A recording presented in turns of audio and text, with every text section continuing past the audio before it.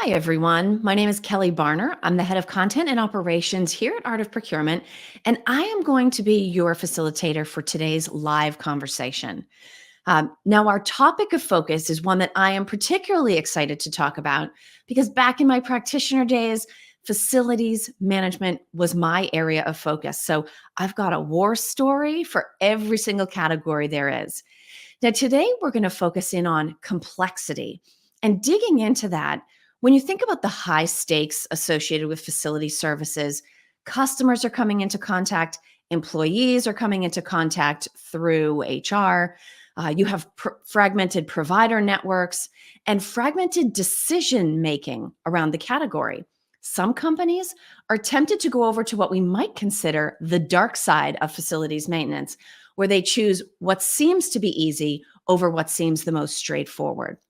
Now, before our guest turns his camera on, let me give you a couple of quick housekeeping things.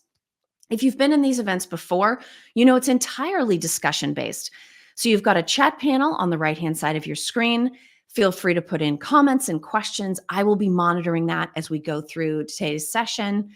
And the conversation is entirely live. So we welcome you being a part of it. Now, let me tell you a little bit more about our guest.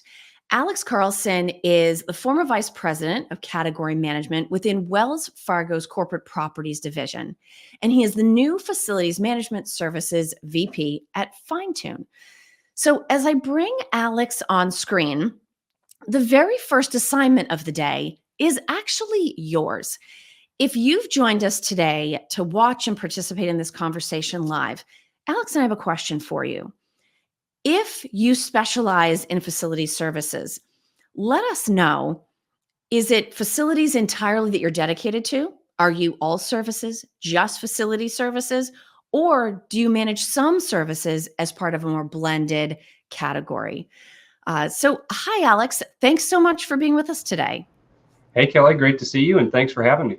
Absolutely. Now, because this is your first time on screen with us, I get to ask you the trademark question.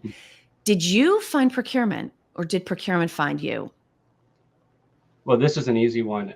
It definitely found me. I didn't intend on actually either procurement, the field of procurement, or either facilities. And I would say both fields, just in reflection, have appealed to me over time as they're both people-centric problem-solving roles. And I often say, Kelly, that they're a dotted line department.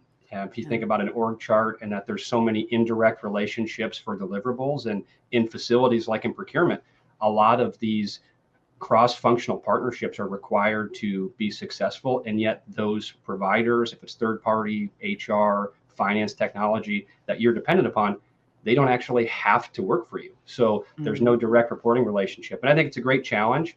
And so you're always constantly working to make a trust relationship with someone and then show that you're adding value. And I just say that's really what brought me to Finetune as a former client and the service provider. Is I was personally drawn to the mission, to the heartbeat of the people here that truly are looking to add lasting value to their clients versus proposing a strategy and collecting a fee. Now, speaking of great challenges, that's how you got to procurement. But Alex, how on earth did you end up specializing in facilities maintenance? I'd love to tell you this is a different answer, Kelly, and that it was a grand strategy that I just flawlessly executed, but not the case.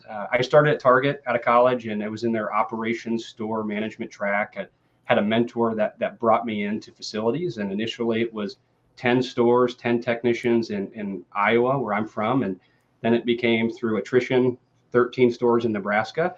And so I had 23 techs that were reporting to me, and I really had to learn on the fly. So after some time in that role, I knew I wanted more FM experience and found my way into a convenience store retailer. And I was a facilities department analyst there. So went to a little bit of a different bend and focused on equipment spend, technician performance reporting. And then I became their CMMS, so facilities acronym, the work order system, it's system administrator for the enterprise. And I had a leader that was very influential, schooled me in the industry and how to identify statistical correlations to expenses and present data, to senior leaders. And that then turned into CBRE, where I spent a couple of roles on a client dedicated account. My client was Wells Fargo. And so that was a great opportunity to learn from an industry leader, see the insides, and then also I eventually worked enough credibility, hopefully, with the client that they brought me internal. So that's, as you said, where I came from was their commercial real estate or corporate properties group. And I had several roles there, but the most recent was in category management, supplier relations. And then prior to that, worked on a number of things, enterprise governance initiatives. And that gave me a lot of experience just in different areas. Yeah. And last thing, Kelly, I'd say is, I think facilities is you probably can relate from your experience as well. It's often somewhat of a misnomer that it's a low tech, simple field, and I've found it to be entirely opposite. FM leaders are constantly trying to assess, react, and implement strategies, and Yeah. I think there's an ever expanding scope and a virtually unlimited amount of stakeholders like procurement. And based on those things, it's been a highly relational field for me, and I think it's becoming a strategic operation for companies. Oh, I completely agree. And it's funny what you're talking about around the challenge and how people perceive facilities maintenance. I actually think it ties nicely into one of the themes that's going to run through today's whole conversation, which is this tension between complexity and convenience. Now, everyone thinks their category is complicated, right? But when we talk about complexity, either generally or specifically as it relates to facilities maintenance, what is it you think we're really truly saying? Great question. And I joked previously that part of the challenge here is getting this topic into 30 minutes. So uh, years ago, I'll start with the story. I was sitting in a conference room at one of my buildings with the FBI for 8 hours of meetings regarding a potential anthrax release. And I recall sitting there thinking very vividly, how did I get to where I am today? And Yeah. how is this facilities management? And I think that's probably a story for a different time, but I'd say it's a perfect example of why facilities is so complex, and your facilities teams are tied to everything that happens inside the life of a building. And more relevant probably to this audience is not necessarily the complexity of a service or a widget. Those do drive complexity to an extent, but the difficulty for clients to navigate the market towards a Yeah. desired outcome, right? So I think a few things, I mentioned one of them previously, which is virtually unlimited stakeholders. Everyone has an opinion about facility services in your Oh, buildings, yeah. your tenants, your occupants, and including governance, risk, finance, performance teams. So you're always trying to accommodate not just one department or solve for one department, but you're juggling multiple. And I think another thing that came to mind is just you have varying supplier capabilities in this field, and there's different approaches to solve the same opportunity or problem, and it makes it really difficult to have a true apples to apples comparison. So one quick point is integrated facilities. I think we'll talk a little bit more, but those facility management partners that are outsourced to run commercial real estate, several of those key players came to be a leader in the space, coming from very differing backgrounds. So commercial real estate is certainly one, but window cleaning, Yeah. janitorial, even food services. So I think it's really important to know their individual capabilities when you're evaluating them to expand into different providers or different services. And on that note, Kelly, I think another point of complexity is this notion of transition. So I know I'm preaching to the choir here when it comes to supplier transition and procurement, or operations for that matter. There's so many complexities when you're bringing in a new provider and onboarding, payments, technology, Yeah. reporting, right? And I think a major factor that sometimes it's a fear of transition is how you take, let's say you get over the hurdle for a new supplier, right? You make the decision.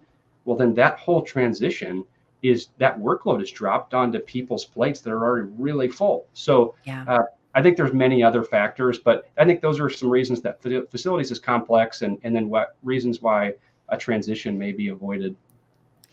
Well, and it's interesting because anytime you focus on a category that's labor centric or people centric, to your point, every stakeholder has an opinion. They don't usually hold them back.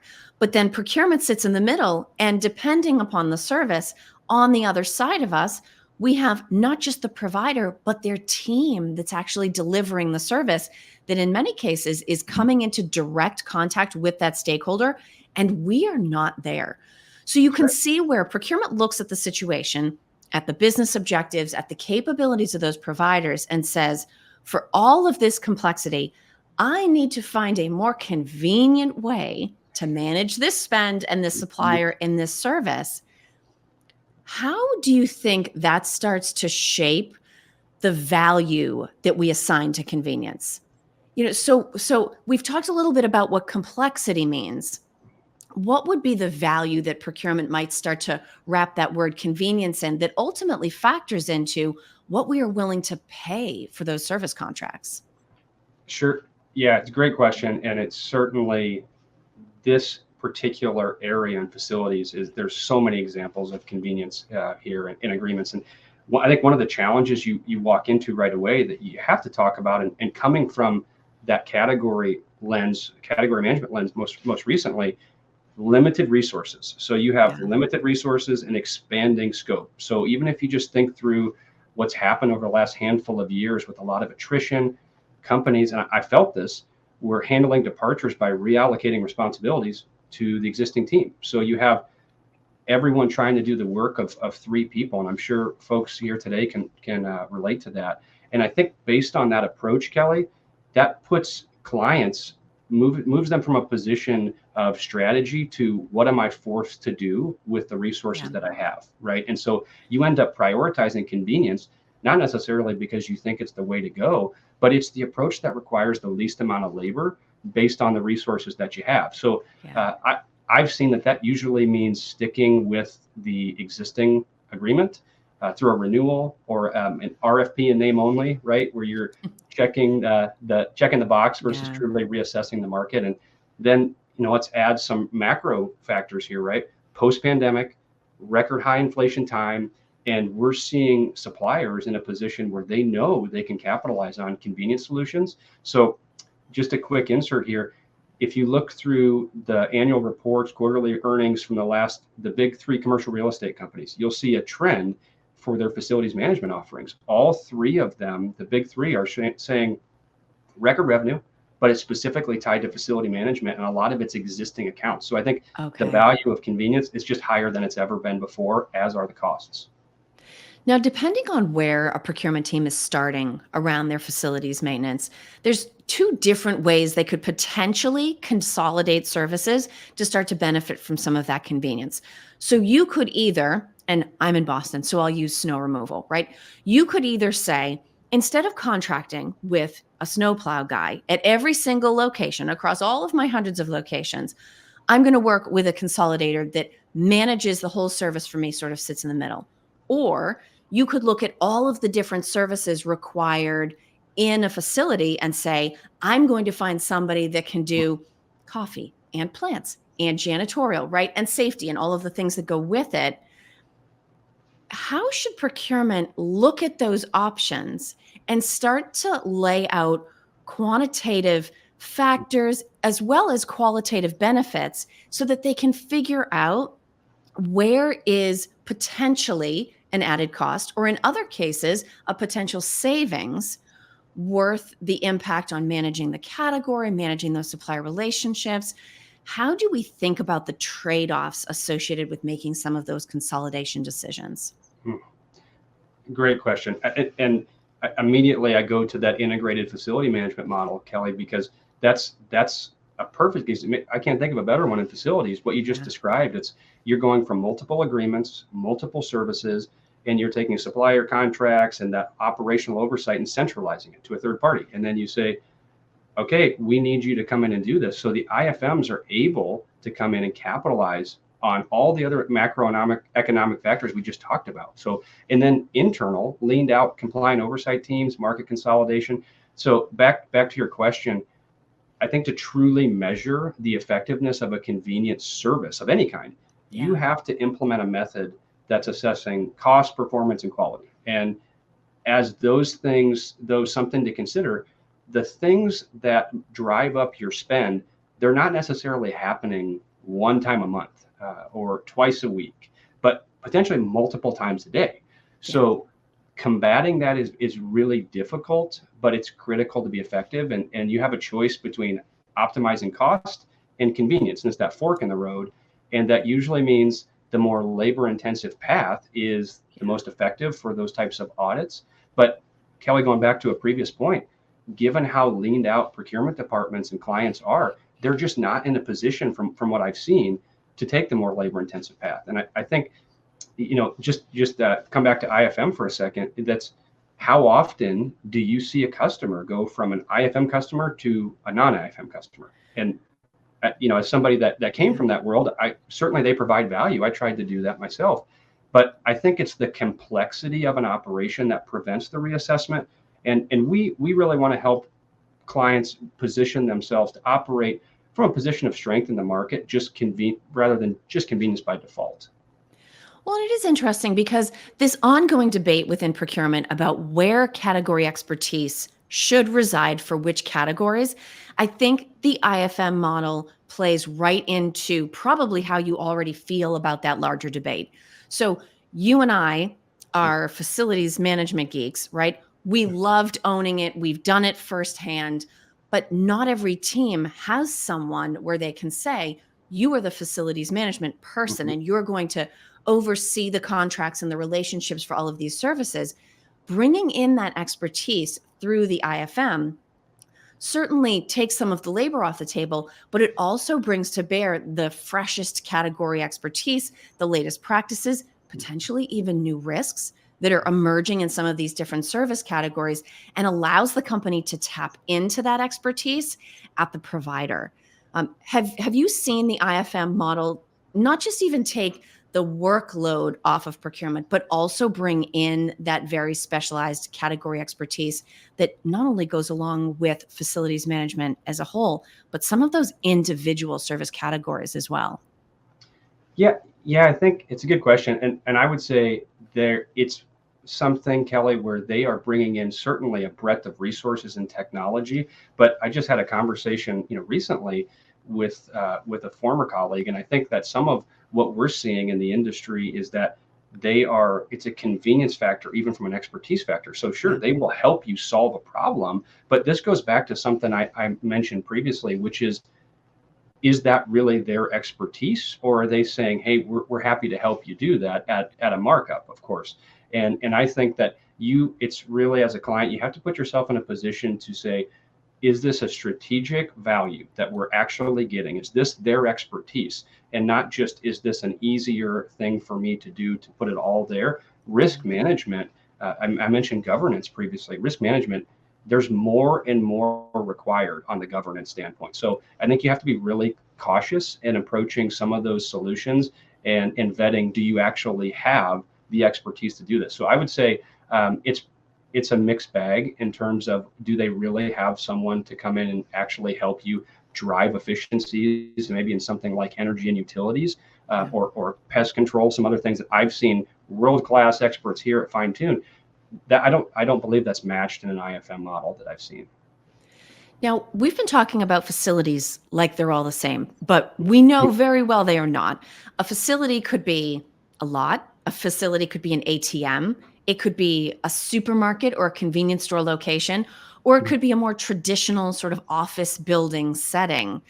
But what facility you're talking about has a lot to do with the services that you need and how you're going to manage them. You had mentioned in your background having experience in both convenience stores and big box retailers. What are some of the unique characteristics associated with managing facility spend in those types of industries, but facilities as well? This is probably a question where I could go on for 2 hours, Kelly, but yeah, for sake of time, I love the question, and that you're also talking about how stakeholders dictate expectations versus just even the type of equipment and some of the spend associated. So, random stat for people out here, but in the U.S., 60% of convenience store locations, this is as of 2024, they are single store operators. So Oh, that adds interesting. a very unique aspect to the stakeholder piece when you're considering Yeah. how do you manage these services. And I would say, I talked about some statistical analysis previously in the C-store world. It's a very entrepreneurial industry, single store operators, but even in the chains that are family owned or privately held, they're more standardized. I think you have to think about the customer experience, and we used to say the customer journey map, right? Yeah. They're short visits in the convenience store. very routine, purposeful. They come in and it's a thing where you have very quick transaction snapshots to have an impression. So we focused on the things that really brought them in: fueling equipment, the food, the fountain, coolers, and found a lot of expense correlation to those high volume assets. So that was a lot of how we spent time budgeting, was looking at some of that data. And Okay. it's different, Kelly, in big box. It's much more centralized, standardized, especially in facility services. But think about the typical client. I know when you come in as a guest, a customer to a big box store, it's much more of at Target, we used to say the racetrack approach, right? You're not Yes. necessarily coming in for one thing.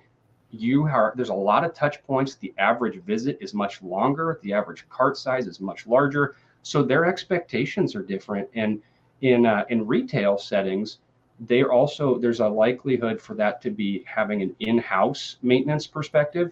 And so I found that operations team had a little bit more grace there. While high visibility, high touch were important, and that's why you might have a technician per store, that Mm. there was a little bit more of an operational partnership. And that's very different from office. Just for a quick second, Yeah. um, you move from having these customer transactions, these guests, these visitors in an office space. You then move into this environment where it's almost a temporary residence for some of these people that come into the buildings, right? And I'm not even talking about housing, right? A multi-unit situation, but more of commercial office environment. Yeah. You have employees that, I'll just say Alex here for reference. I parked in virtually the same spot every day. I would come in to, even in a flex environment, unassigned desks, right? We'd take the same path, same elevator, same staircases, and then you come to the same area, same desk, and probably using the same restroom, the same cafeteria spot. It's very routine. And so that's different too from a retail employee perspective, where your employees, they're filling the shelves, they're grabbing things from the back room, they're stocking, unloading a truck. They see a lot of the floor and a lot of the building.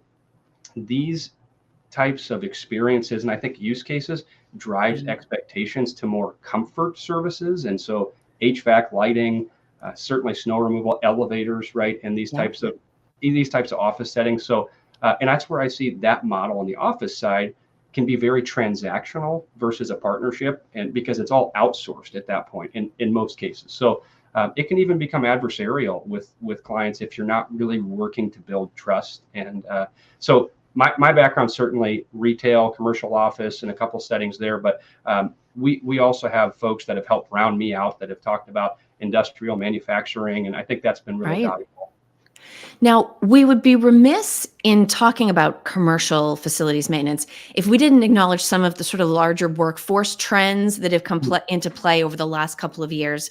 C-store workers, big box retailers, those employees did not get to go home and work during the pandemic, right? All of those services, and in some cases, more services were still in demand at those locations. But commercial real estate has taken a hit that in some ways is starting to slowly reconcile. But I'll go out on a limb and say it is nowhere near what it was back in 2019 in terms of how many people are going into the office even a day or two a week. Some companies have shifted their entire models such that everyone's at home.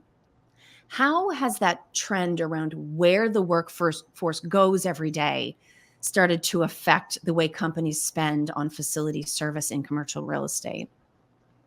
I love this question, and I think there are a lot of layers here, Kelly, for what it's worth. But I've followed this quite a bit, just out of personal interest, and find it to be fascinating. So, 90% this year, 90% of all Fortune 100 firms Yeah. are either 3 days back in the office in a hybrid schedule or 5 days. So that's a big change from even a few years ago. So that's one thing to keep in mind. And they've also, the big thing here that I've seen is it was a mandate initially and more of a you need to be here or this will happen, to now they're incentivizing. It's heavy emphasis on the amenities in buildings. So Yeah. that's collaborative spaces, flex office space, recreation, pantry services, coffee services, fitness. I even saw a company in the Midwest roll out a concierge service to help Wow. with picking up packages and running errands and groceries for employees that are at the office. So a lot of changing dynamic. And then think about the hybrid component, right? hybrid is 3 days, but it's not necessarily stipulated by the employer to say which days it has to be. That's right. So a common thread, Kelly, I think, is that you've got this changing demand, these customers that have a change in their needs in response to these unplanned events over the last number of years. And even though there's existing agreements in place, they really had to adapt. And so that is that's a friction point, because one of the primary areas where suppliers can come in and unlock that margin growth is in a change in a customer's needs. So we've all felt a change order before in facilities, and that's a margin grower right there. Residential project, if you have something on your house and you come forward and say, hey, I have a add to this request. Oh, that's no problem, but here's what it's going to cost. And so I think we're seeing that. And an anecdotal piece here, Kelly, I think we've had example after example. I mentioned just some of those amenities, but I've even thought Midwest guy here, just adding something like a walking trail for wellness. We've seen a lot of that happen, sidewalks, where we say, hey, we're going to give employees this additional amenity when they come back for wellness. That's great. More outdoor, especially sidewalk areas, not only are adding to a concrete maintenance plan and inspection audit for facility services, but think about snow removal. For those, you mentioned snow removal previously, for those that have managed that expense, everybody will know where I'm going here. The most expensive part of snow removal is sidewalk clearing, right? So you have these providers that are saying, oh yeah, we'll help you with 2 miles of new additional sidewalk, but they're not going to do that at their initial pricing, right? So I think we're on the back end of a lot of these challenges, moving back into this hybrid or maybe full return to office. And I think we're at a point, at a bare minimum, the companies need to assess how all of these challenges have impacted their bottom line and identify some methods, new programs, just to say, are we at a point that we need to optimize where we're at right now? So I think that's where we're at, is we're starting to get into what feels like a routine, and there's a lot of opportunity where suppliers have capitalized that clients would be a good idea to start reassessing. Yeah. Well, it's interesting how you start to see the world differently when you look at it through procurement colored glasses, right? You think, oh, wellness, a walking trail, everyone will love that. And Yeah. you and I look at that and say, now we have to keep it safe. We have to get the snow off of it, right? It may need to be repaved occasionally. Now, one of the other things that's unique about facility services compared to more centralized corporate services like legal, marketing, is that those centralized services for a long time have been negotiated through a cost plus model, Mm. very much like, let's say, contingent workforce. Where do you stand on leveraging a cost plus model around facility services? Yeah. So it's a good question. I would say clearly cost plus does not align interests for the client with costs. So it just in an environment where you bring in a vendor in a true cost plus model, they're incentivized to raise costs as they're making more profit, right? As your costs rise. So if you're in that type of an arrangement, I think to have any level of effectiveness there, you have to have an immense level of trust and transparency with that provider. So I only would recommend that in a very limited engagement where you have the ability to oversee every single detail, because there can be opportunities for rebates, volume discounts that you're not seeing. There's a lot of back end challenges that you just need to see. And so I'd say more common in facilities arrangements today, and I mentioned integrated facilities a number of times, but those are fixed fee labor arrangements where you're specifying the markup that's allowed, but margin is made through that markup, factoring in overhead, employee benefits, insurance, and agreed upon profit. So I think that's where we would focus a lot of attention, and we've found in our existing categories at Fine Tune a lot of labor services, security, janitorial, or similar, where there are pass-through costs that really need to be vetted, even in that fixed fee arrangement.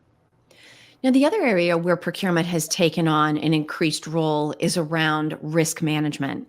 And in a lot of these conversations, there's a very digital base to it. So we might be talking about cyber risk or information security. When you think about the risks that procurement should have their eye on when it comes to facility services, what are a few that would be at the top of your list? Yeah, I'd say that's a question that can go a lot of different ways as well.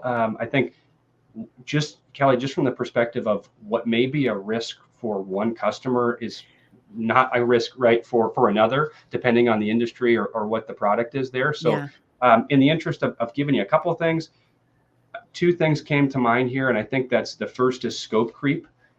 We've discussed industry expansion, and so in facility services, you're seeing janitorial companies roll out technology. Hey, we're Right. now a technology company, right? You're seeing that with food companies as well, and so they're starting to say we have these new request systems. We're doing this thing with AI. We have added services, and certainly industry growth pressures have caused expansion in those lines of businesses. So that's to be expected. But I think on the scope creep, as more services are offered, that increases the chance that those core services for which you initially came to an agreement, engaged this provider, those can become of lesser importance. And ad hoc services are margin growers in most cases. And I think that's where Mm, higher visibility and importance to a provider can be placed on those margin growers than the base services. I saw this in the elevator field previously, where we were being pitched a lot of additional services for monitoring, for call centers, and that was great. But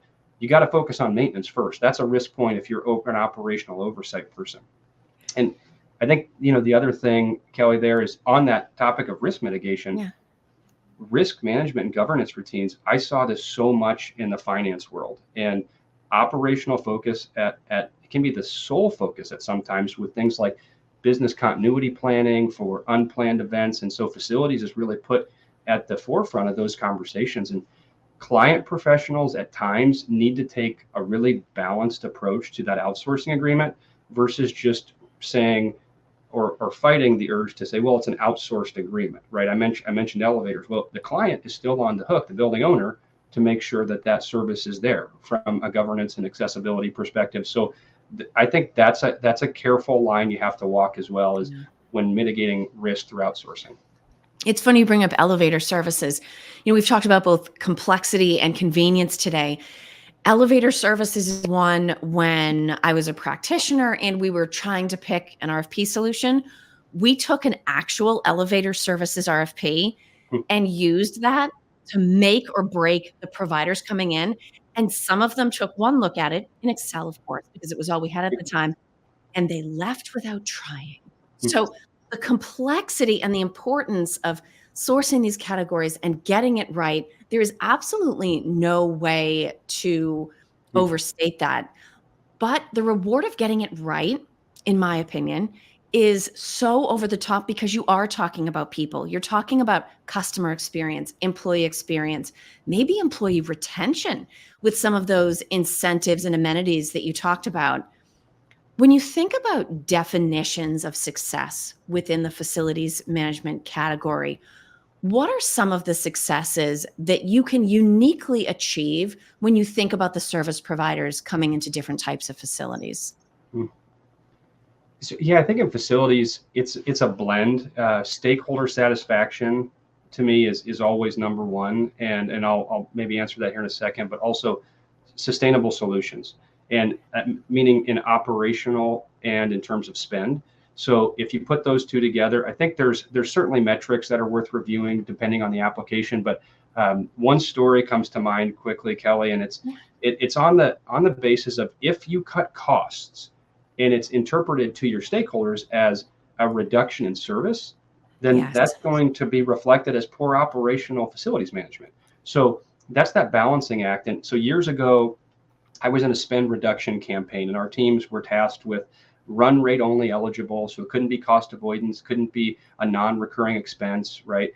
And we poured over years of data and found window cleaning as a potential program of all things. And based on something I mentioned previously, which is starting with the contract. It was a fixed fee per service. There was a cadence of frequency that was something that we felt we could optimize and modify and still have the right services. So I reached out to this provider and said, hey, we're going to make a reduction here, being transparent with you. We're going to come down and we're allowed to in the contract on behalf of the client. And so, something like 6 to 4, for the year, 4 to 2 in that range. And in response, the supplier, I kid you not, said, you can reduce your frequency, sure, but the cost is going to stay the same. So, and I So remember, dirty windows for the same money. Right. So they said our per application, our per service is going to Mm, skyrocket to come up to make up the percentage that would have been lost. So, i.e., they eliminated our savings plan. So, yeah.